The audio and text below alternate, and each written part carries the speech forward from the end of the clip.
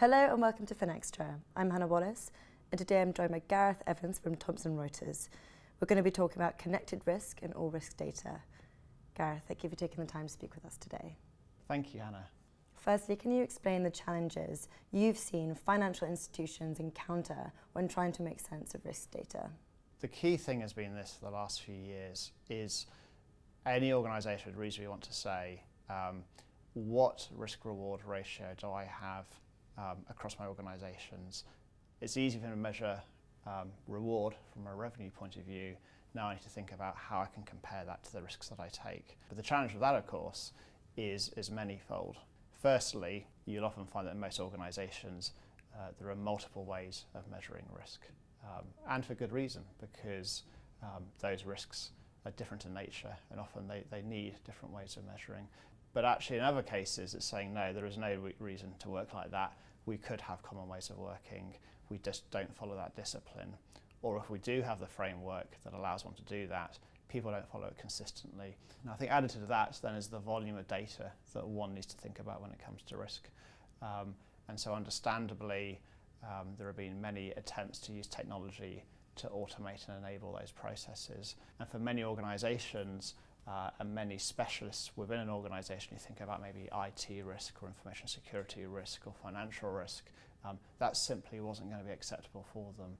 And so what we had was organisations that would continue to use different ways of measuring risk and automating those processes, the outcome of which was no single way to say this is the risk by division, and therefore I can see whether I'm comfortable with that or not. And what do you mean by risk platform, and how is it different from what went before?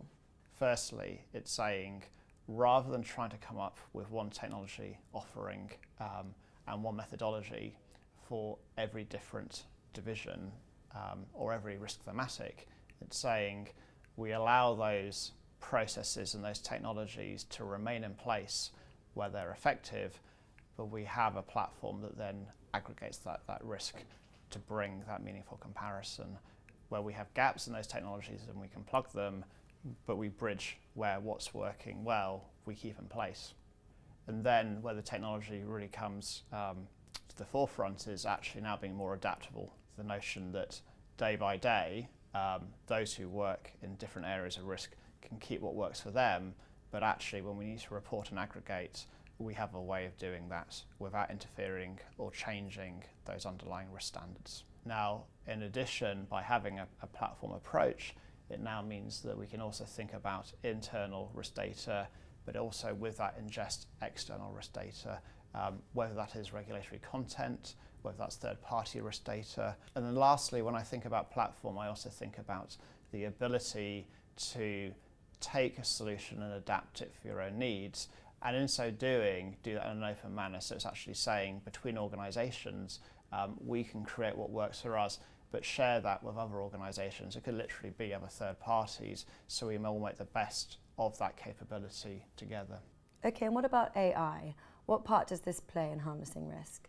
So actually, one of the benefits of having a platform is you can better leverage AI, because one of the learnings for the last 12 to 24 months is every organisation is thinking, how can we repurpose AI? And it's clear that actually it works very well for certain risk thematics, but you really need to think about that thematic and specifically the capability of AI in those areas. So by having a platform, it allows RegTech companies to apply AI to particular thematics such as AML or KYC, whereas the platform then aggregates those things with other areas that actually right now AI probably isn't ready. So you get the best of both worlds. And finally, what strategy might they now want to consider? Okay, so I think I see it really in three steps. Okay, so the first thing is, are we clear on what we think we reasonably want to bring together and aggregate? Whilst I was saying that we think about risk and reward, the reality is that most people, when thinking about risk, would still want to think about a suite of things to report on. Yes, they don't want to think about or be presented on 100 risks with varying quality, but neither they want a single risk score. So what is a sensible, meaningful suite of risks that I want to aggregate? And do I have good underlying principled approaches to doing that? Then it's thinking about the technology that can bring this to life. And I think it's actually going with an open mind. The fact is that a lot of people have felt shortchanged by technology over the last 5 to 10 years.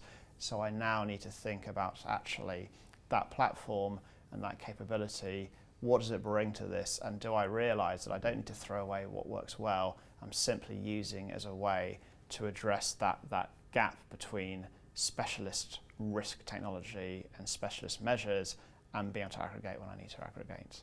Now, as I think about bringing those things together, then it's really about sponsorship and bringing people along for the journey. When I think about our own connected risk platform, what has worked really well is those organisations where people in the business who think about risk are actually part of the design of the solution, not just actually conceptualising it, but literally building the screens in the solution for their needs. And if you do that well in a vertical, it's far easier to then bring that across and get others to join that, and we continue to aggregate between different types of risk. And at a macro level, that's not just operational risk, but increasingly thinking about credit and market risk and enterprise risk then more generally. Gareth, this has been great. Thank you very much. Thanks very much, Hannah. Thank you. And thank you for watching.